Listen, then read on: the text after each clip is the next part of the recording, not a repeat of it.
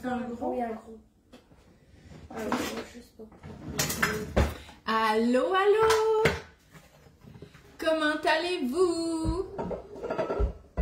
Je vous flash les beaux produits que je vais utiliser aujourd'hui.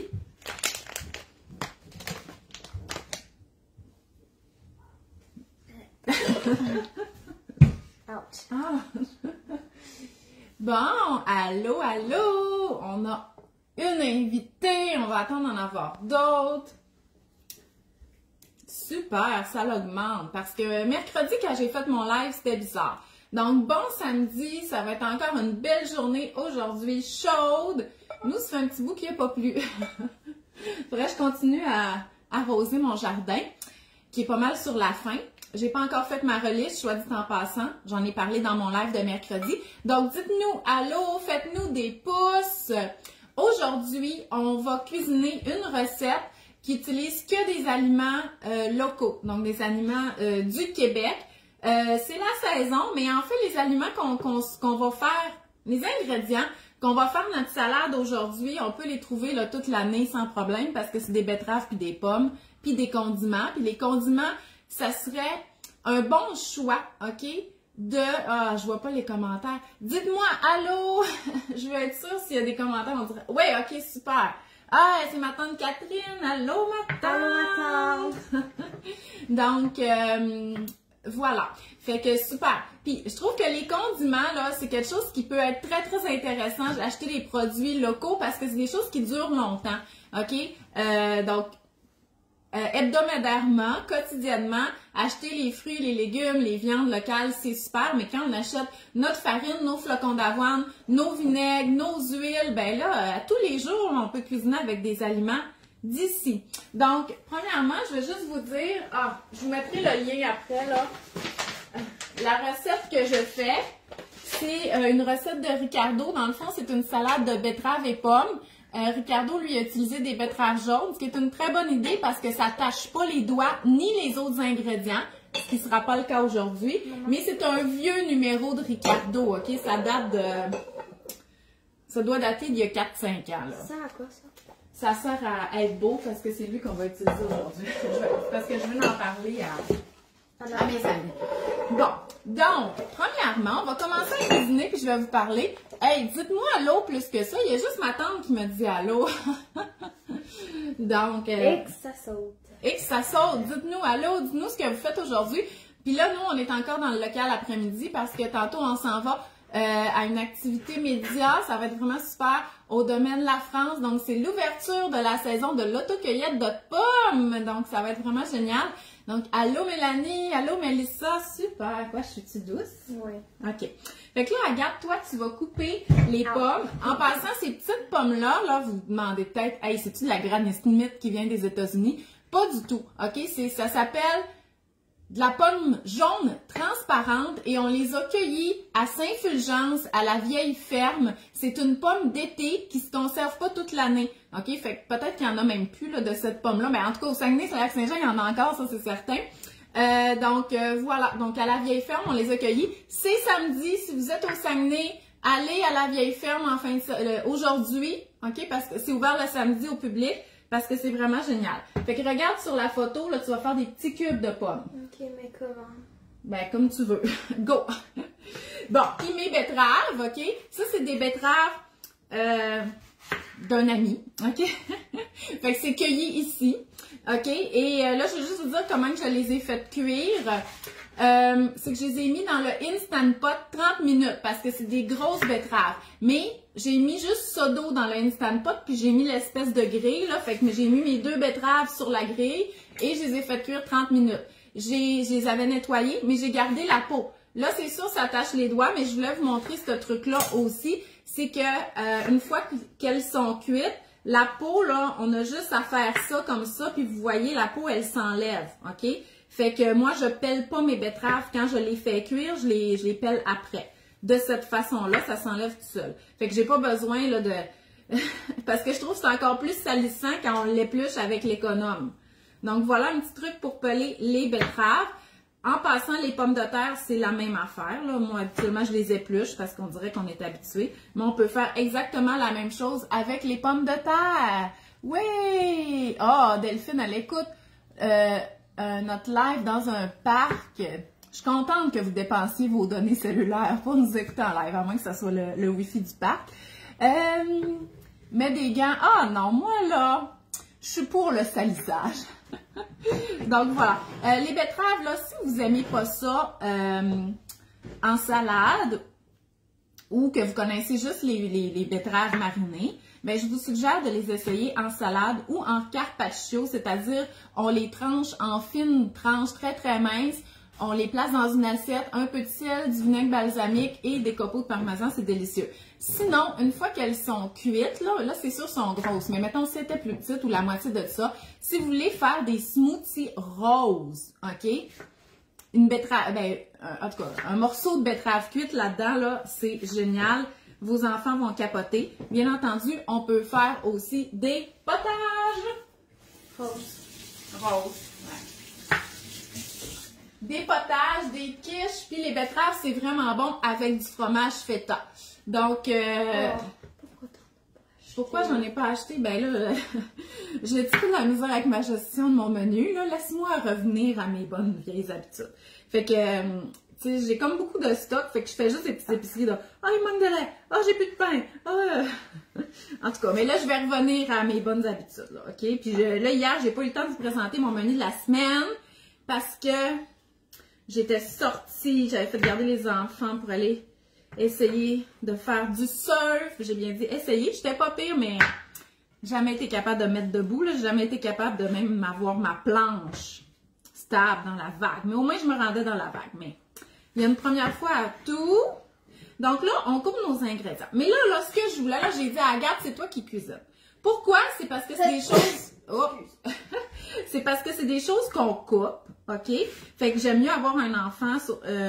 malgré que la betterave cuite, là, on peut faire couper ça à un enfant plus petit parce que c'est vraiment mou, OK? Mais c'est parce que je voulais jaser. Parce qu'Agathe, c'est une pré-ado, là. Fait que là, c'est le temps qu'on ait des discussions sérieuses. Okay. En live, là, OK? Agathe, flipper, je te fais flipper. C'est normal temps que tu arrêtes d'écouter des émissions françaises sur YouTube. Bon, parce que l'autre jour, elle disait que je lui avais fait un prank. J'y avais fait un prank, imaginez-vous. Bon, OK, non.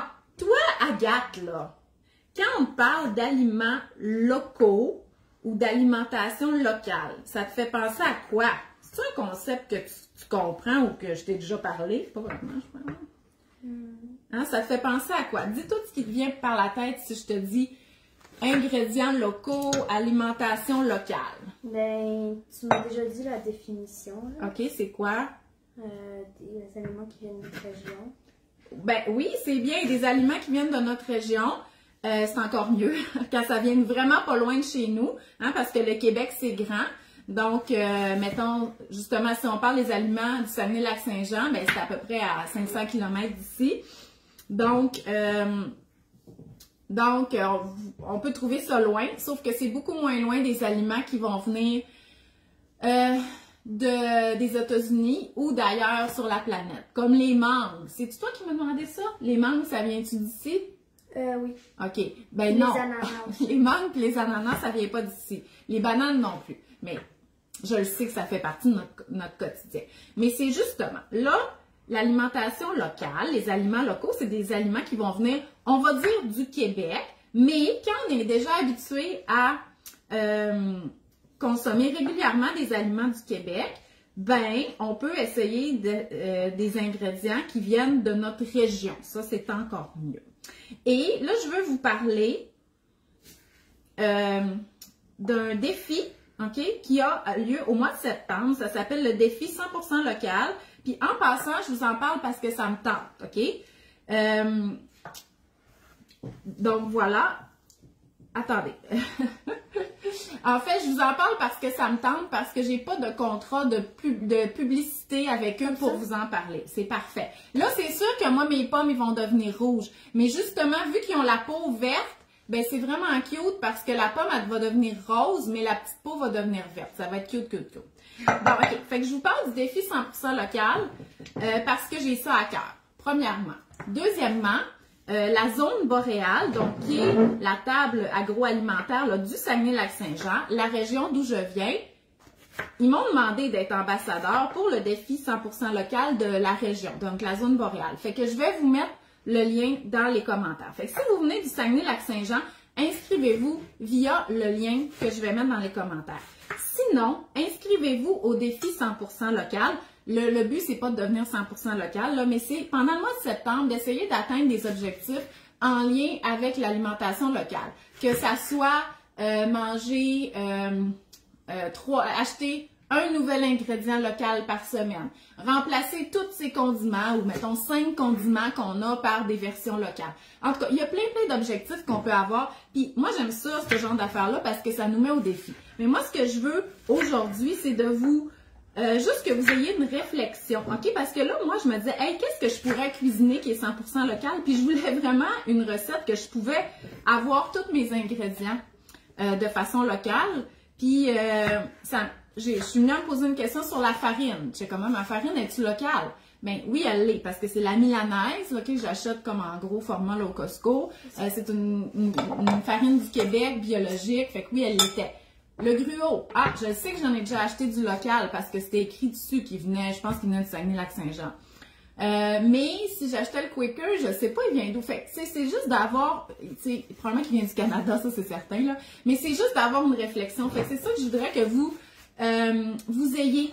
OK? Je voudrais que vous inscrivez au défi parce que c'est vraiment des belles initiatives là, pour mettre le local de l'avant. Puis tu sais, le local, là, oui, c'est de manger des aliments qui plus frais, qui viennent d'ici, mais c'est aussi l'économie d'ici, c'est aussi diminuer la pollution reliée au transport, mais c'est pas juste ça, c'est que ces aliments-là sont produits, sont fabriqués par des familles, OK, qui pourraient être votre voisin, tout ça, puis moi, j'ai toujours la chance d'aller rencontrer ces producteurs-là, puis c'est du monde passionné, puis tout ça, fait que quand on fait un petit peu plus le lien entre le producteur et qu'est-ce qu'on mange, on dirait qu'on a envie de faire notre part puis de participer. Puis c'est pas dur, c'est juste en achetant des produits d'ici. OK? Vous aidez vraiment une famille, une entreprise.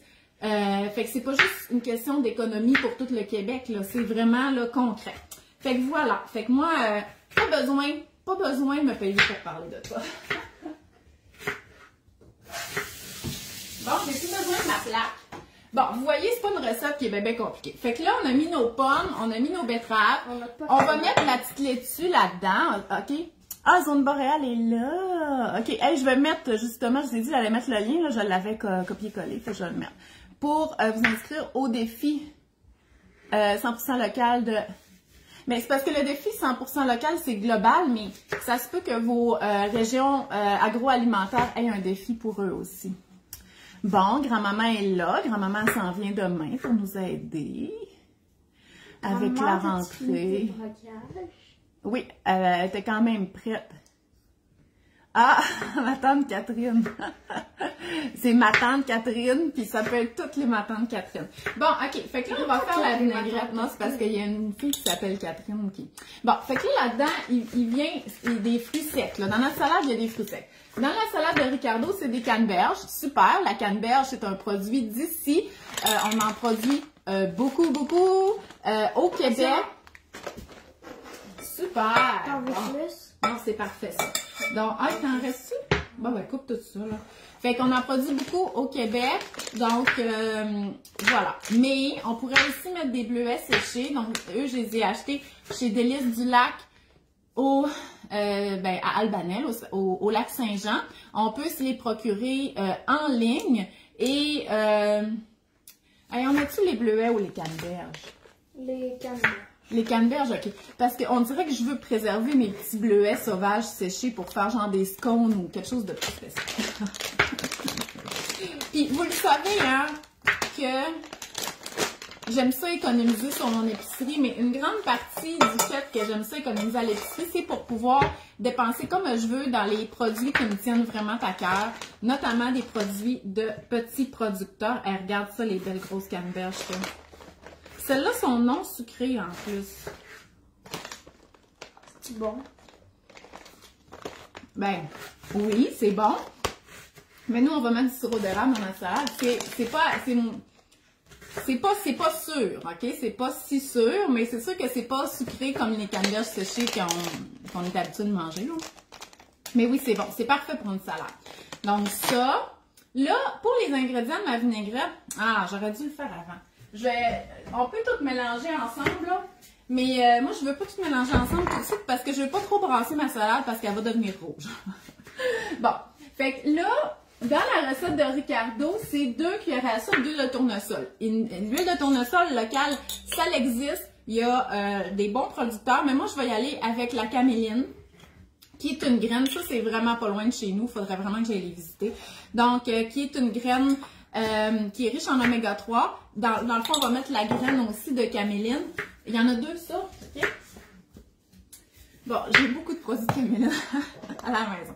Fait que je vais utiliser la graine qui est torréfiée. Fait que c'est la graine de caméline qui est un peu grillée. Elle rappelle la sésame grillée. Et ils ont aussi l'huile de caméline torréfiée pour remplacer l'huile de sésame grillée dans vos mets asiatiques. Puis c'est ça que je trouve qui est... Moi, là, sérieusement, je pense que je vais me donner ce défi-là, d'essayer que tous mes condiments soient locaux. La moutarde, ça existe. Le ketchup, ça existe. La relish, probablement que oui, ça existe aussi, mais moi, je fais ma relish maison cette année. Donc, l'huile de sésame grillée, les graines de sésame grillées qu'on peut remplacer par la caméline torréfiée, c'est vraiment super. Donc, celle-là, puis celle-là, elle n'est pas torréfiée, donc elle a moins le goût de grillé. Puis c'est celle-là, moi, que je mets dans mes yogourts. Nature ou aromatisée, peu importe. Et ça remplace la graine de chia. Donc, c'est une graine qui est super riche en fibres et en oméga 3. Mais là, on va utiliser l'huile. Une fois que moi, la bouteille est ouverte, je la conserve au frigo, ok? Juste pour être certaine qu'elle se conserve. Je vais le mettre. Ah ben oui, 2 comme ça, ok? Je vais juste montrer la couleur, là. C'est une graine qui fait une huile qui est assez jaune. Ouais, jaune orange. Puis là, je l'ai pas ouvert, il faut que je parle de ça. Je capotais parce que là, j'étais comme à 100% dans le défi local cette semaine. Et je reçois... Non. Tu mets, je pense, c'est 1 cuillerée de graines de caméline. Ben là, c'est tournesol, là, rôti, fait que nous, on va mettre ça. Mais prends pas cette cuillère-là parce qu'elle est mouillée. Ok, regarde pas celle-là. Donc, il faut que je vous montre ça. C'est des vinaigres. Ça, c'est de la compagnie, là. Ben, c'est pour ça que je vous avais mis là, mais c'est loin. La compagnie, c'est Surette Condiments. OK? Regardez, Surette Condiments. Ils ont une boutique en ligne. Sinon, c'est des points de vente. Mais là, on est vraiment dans les produits, là, de luxe. J'en mets combien? Une. C'est ça. C'est du vinaigre. Bon, vous savez que le vinaigre de cidre, c'est le vinaigre qui est fait avec les pommes.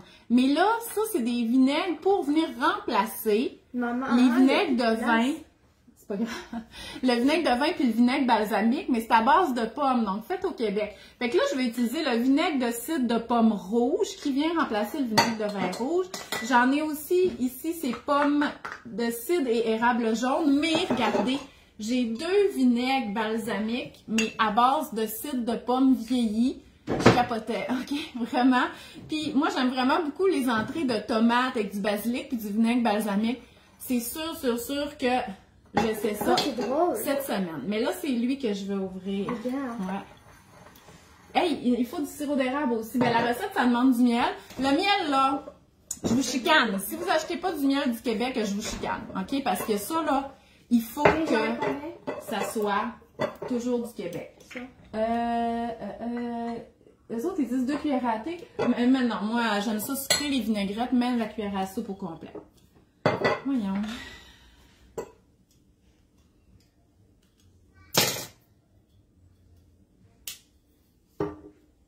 Là, vous voyez, c'est tellement pas dur de faire une vinaigrette, là. Faut juste ouvrir ça comme ça. Regarde, maman, on voit à l'intérieur. Ben oui, parce que le vinaigre, puis... Ok, je suis juste pas bonne pour ouvrir les affaires. C'est pas que c'est dur à ouvrir, je vous le jure. Tu veux que okay? Souvent, je l'ouvre pas de la bonne façon, puis je brise le bouchon. Le pire, là, c'est, tu sais, les sacs, là. Les sacs qui se referment, là, je les ouvre tout le temps, tellement de la mauvaise façon que là, j'ai plus accès au fermoir. Tu vas te décourager de mes capacités. Hey, fait que là, on a mis l'huile, le sirop d'érable, puis les graines. Fait que là, il manque le vinaigre. Oh, il sent bon! Quel vinaigre? Okay, ça, c'est le vinaigre de cidre de pomme rouge.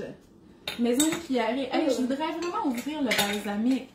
J'ai le balsamique de cidre vieilli, puis le balsamique de pomme tardive.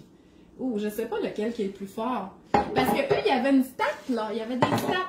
90% des vinaigres balsamiques consommés au Québec sont importés. Ben, j'ai pas de misère à croire ça, là, ça vient d'Italie. Puis 55% des vinaigres et balsamiques importés du Québec proviennent d'Italie. Ah! L'information s'est imbriquée dans mon cerveau. Hey, puis dans une bouteille de vinaigre tardif, il y a 18 pommes. Hey, je capote.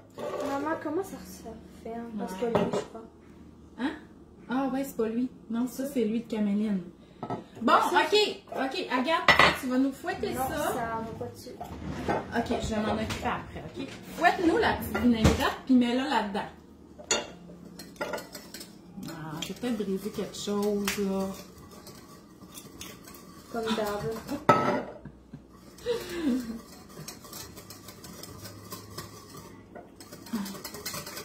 Puis là, j'essaie de regarder quel bouchon il est gratté avec le couteau, mais j'ai gratté tout avec le couteau. Ah! J'aurai ça tantôt.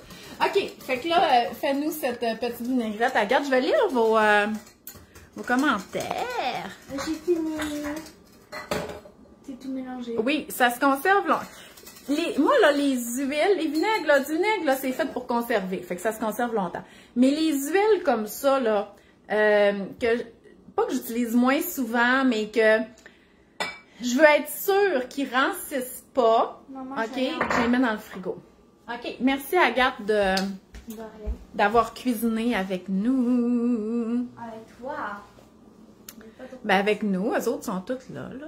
Oui, mais eux, ils cuisinent pas.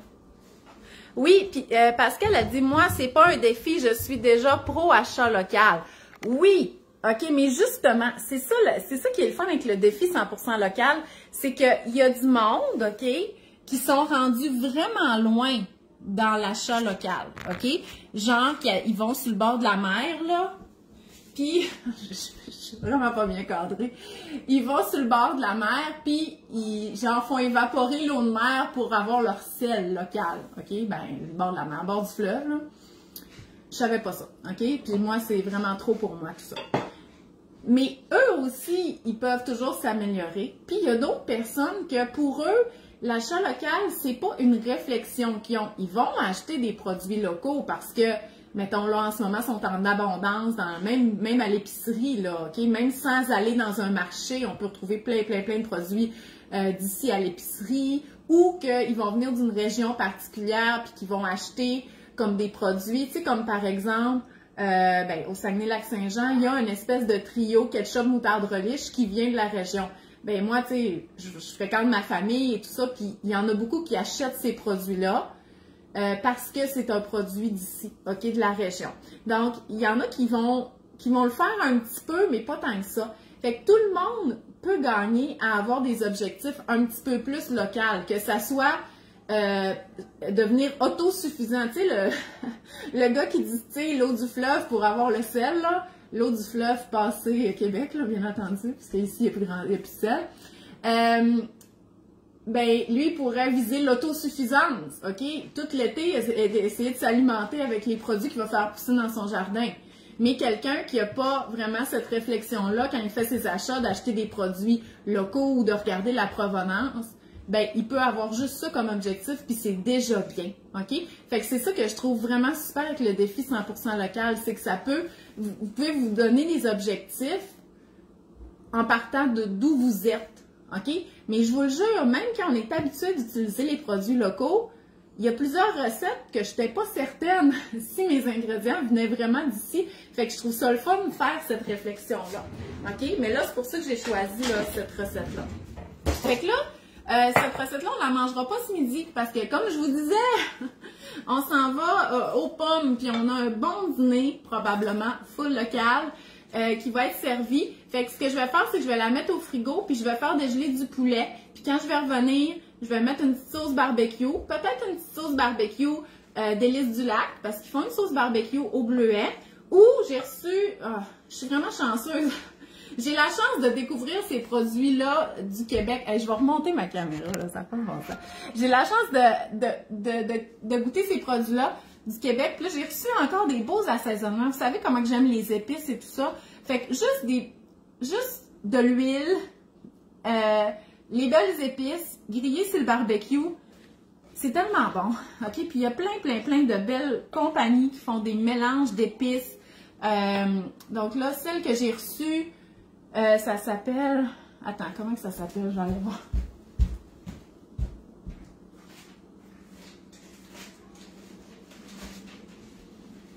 OK. Excusez-moi. Celle-là que j'ai reçue cette semaine, je ne vous ai pas encore présenté, c'est les savoureux. Puis c'est vraiment dynamique, là, leur présentation. Sinon, j'aime beaucoup la compagnie Cannelle, hein, K-A-N-E-L. Regardez, je les aime vraiment beaucoup. OK? Ça, là, le rub doux et fumé, c'est tellement bon sur n'importe quelle viande sur le barbecue. Il y en a une autre, c'est...